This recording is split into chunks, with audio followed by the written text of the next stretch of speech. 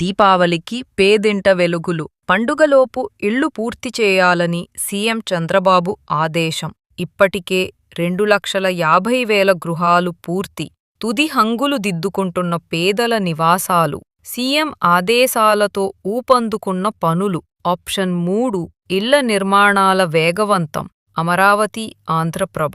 ప్రధానమంత్రి ఆవాస్ యోజన గృహ నిర్మాణాలు స్పీడ్ అందుకున్నాయి.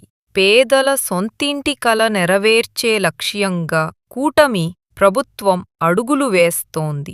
ఏడాదిన్నర కాలంలో సుమారు 3 లక్షలకు పైగా గృహాలను నిర్మించి పేదలకు అందించేందుకు చర్యలు చేపట్టింది.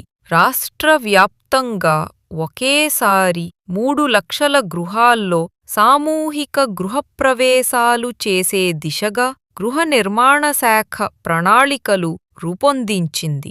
ఇప్పటికే 70 నేడు స్వచ్ఛ పురస్కారాల పంట.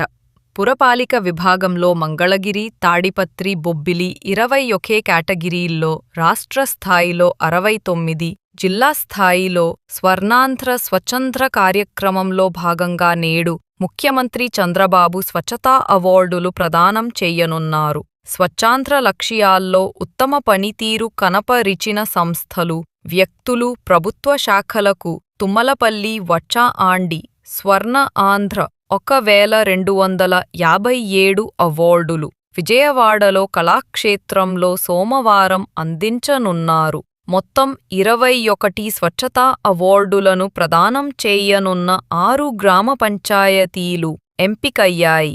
సీఎం చంద్రబాబు విజేతలకు అందించనున్నారు. రాష్ట్ర స్థాయిలో 6 మున్సిపాలిటీలు కేటగిరీ. ప్రధాని పర్యటనకు విస్తృత ఏర్పాట్లు.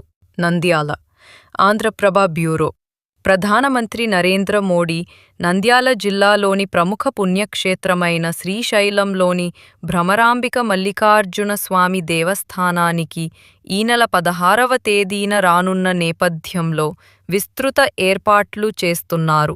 ఇప్పటికే ఎస్పీజీ పోలీసు బృందాలు శ్రీశైలాన్ని చుట్టుపక్కల ప్రాంతాలను స్వాధీనం చేసుకున్నారు. జిల్లా ఎస్సీ సునీల్ షేరన్ ఉన్నతాధికారులు ఇచ్చిన ఆదేశాలతో పోలీస్ సిబ్బందికి బాధ్యతలను అప్పజెప్పారు.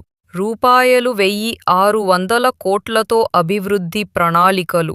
ఎమ్మెల్యే రాజశేఖర్ రెడ్డి. కాగా శ్రీశైలం దేవాలయ అభివృద్ధి ప్రణాళికలపై దేవాదాయ, అటవీ శాఖ అధికారులతో ముఖ్యమంత్రి సమీక్ష